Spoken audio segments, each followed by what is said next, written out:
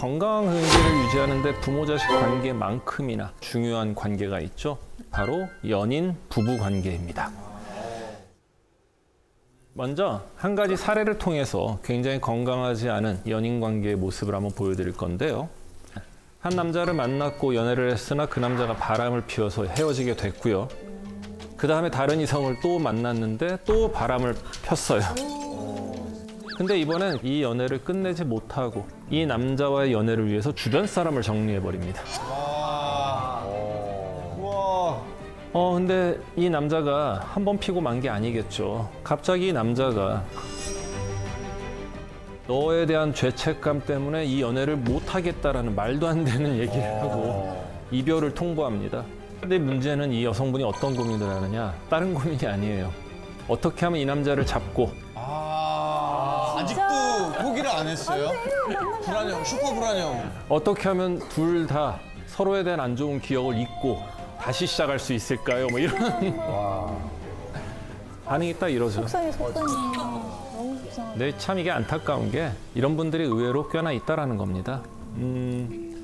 이런 분들의 경우에 가장 흔한 케이스가 구원환상이라는 거죠. 구원환상. 레스큐 판타지라는 건데 쉽게 말하면 나마저 떠나면 어떡할까? 내가 이 사람을 어떻게 해줄 수 있는 건데. 지금까지 이 사람이 이런 이유는 이성을 잘못 만난 거지.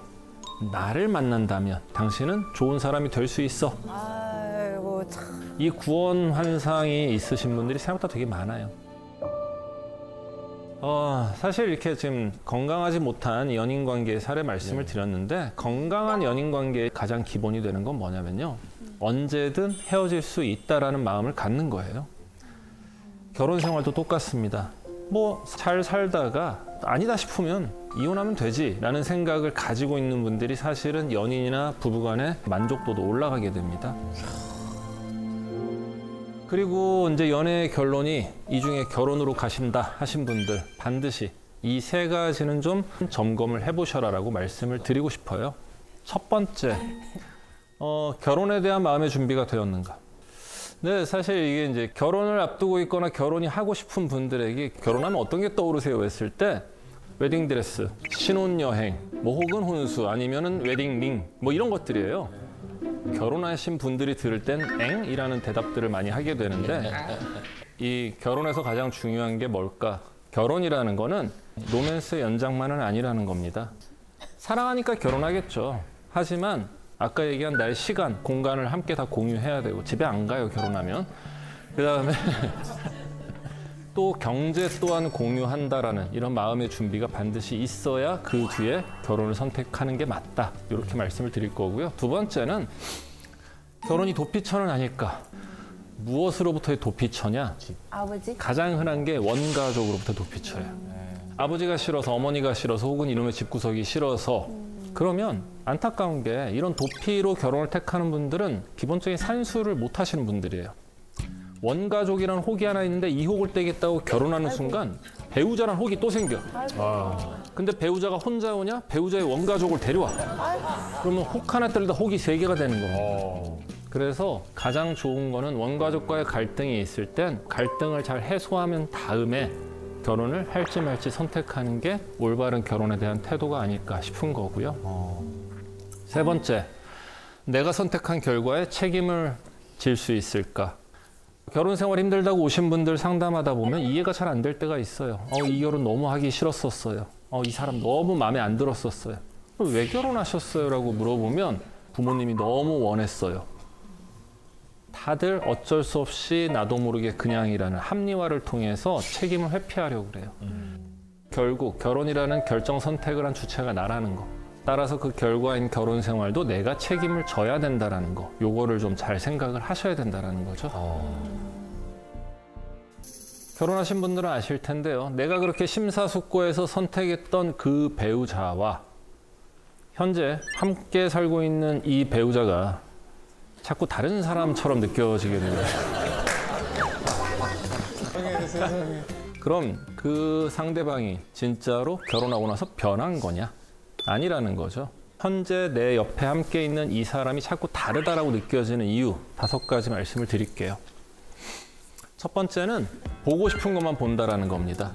상대방은 나와 연애 기간 동안에 본인이 어떤 사람인지 말을 통해서, 표정을 통해서, 세상을 바라보는 가치관을 통해서 나는 이런 사람이야라는 어마어마한 힌트들을 던져줘요. 근데 안타깝게도 우리는 그 많은 단서들 중에서 내가 보고 싶은 것들만 골라서 보는데 심지어 그것도 내가 보고 싶은 대로만 본다라는 거죠. 그러다 보니까 내가 바라본 그 사람하고요, 내 주변 사람들이 바라본 그 사이에 차이가 생기는 경우가 종종 있어요. 근데 결혼해서 살다 보면 어떠냐? 대부분 내 주변 사람들 말이 맞다라는 거예요. 그들은 개인적 감정이 없다 보니까 나보다 냉철하게 판단할 수가 있다라는 거죠. 두 번째가 더 문제인데요. 두 번째는 보고도 못 본 척한다라는 거예요. 척한다. 분명히 뭘 봤어. 이거 아닌 것 같은데. 내가 별로 안 좋아하는 거야. 심지어 내가 싫어하는 거야. 근데 그걸 봤으면 조상신이 도왔구나 하고 빨리 도망가야 되는데 내 스스로 자꾸 그를 합리화시켜줘요. 근데 살다 보면 어떠냐? 실수인 줄 알았더니 습관이고, 술 먹어서 그런 줄 알았더니 맨날 술 먹고, 이 보고도 못 본 척한다라는 거 굉장히 위험한 겁니다. 아, 저게 제일 문제지. 너무 많은 사람. 그리고 여기 하나 덧붙이자면 지금 나랑 연애 기간 동안은요, 상대방이 나한테 최선을 다하는 기간이에요. 최선을 다하는데도 뭘 봤으면 얘가 긴장을 내려놓는 순간 어떨지를 생각을 해보세요. 그게 맥스구나. 세 번째, 이게 가장 큰 문제죠. 네. 내가 상대를 바꿀 수 있다라고 착각하는 거죠. 맞아. 여러분 본인 습관 바꾸는 거 쉬우세요? 아니요? 요즘에는 뭐 남자도 하지만 젊은 여성분들 입에 달고 사는 거짓말도 있잖아요. 다이어트? 안 바뀝니다. 어쨌건 내가 나를 바꾸는 것도 쉽지가 않아요. 근데 내가 다른 사람을 바꿀 수 있다? 그 착각은 정신과적으로 봤을 때 망상에 가깝습니다. 아, 못 바. 망상이라고 여기서 딱 그럼 얘기해 주세요. 못 바꾸죠? 네. 아예. 절대 못 바꿉니다. 망상이라는 거는 그릇된 믿음, 잘못된 믿음, 그럴 리가 없는데 나 혼자 100% 믿고 있는 정신병에서 나타나는 전형적인 정신병 오케이, 증상입니다. 다 알아먹었습니다. 오케이, 이제 우리 딱 바꾸지 마요. 안 된대. 안 된대, 아예. 가끔 그런 분 있어요. 무슨 소리냐. 내가 오랫동안 사랑과 애정을 가지고 잔소리를 했더니 내 배우자는 변했다. 만약에 배우자가 변했다면 그건 그 배우자가 변하려고 노력해서 변한 거지 내가 그를 변화시킨 게 아니라는 거예요. 이게 가장 중요한 겁니다. 네 번째는 똑같은 사람을 놓고 이쪽에서 바라보면 그 사람의 성격적 장점인 게 반대쪽으로 가게서 바라보게 되면 단점이 된다는 거죠. 예를 들면 이런 거예요. 어떤 남자 좋으세요? 그때 나는 황재성 씨처럼 말 잘하고 또 유머러스한 남자가 너무 좋아요. 살다 헤어집니다. 왜 헤어지세요? 그랬더니 남자 새끼가 또 시끄럽고 맨날 농담이나 하고 호불호가 있는 직업입니다. 뭐 반대도 있죠. 어떤 남자 좋으세요? 했을 때 저는 좀 조용하고 말수가 적고 우직한 남자가 좋아요. 그 경우 왜 헤어지겠어요? 답답하고 속 터지고 벽 보고 얘기하는 것 같고. 이 당사자들은 변한 게 하나도 없어요. 똑같은 사람이에요. 이 사람을 바라보는 나의 관점이 이쪽이었다 이쪽으로 변한 것뿐이란 말이에요. 지금 현재 결혼해서 배우자가 있으신 분들은 현재 딱 떠올렸을 때 내 배우자의 가장 꼴보기 싫은 그 모습이 사실은 처음에 내가 그 사람에게 끌렸던 모습일 가능성이 굉장히 크다라는 거예요. 와, 충격적이다. 그래서 우리가 이런 얘기를 합니다. 만나는 이유가 헤어지는 이유고 결혼하는 이유가 이혼하는 이유라고 하는 거예요. 그렇네요. 명언이네요.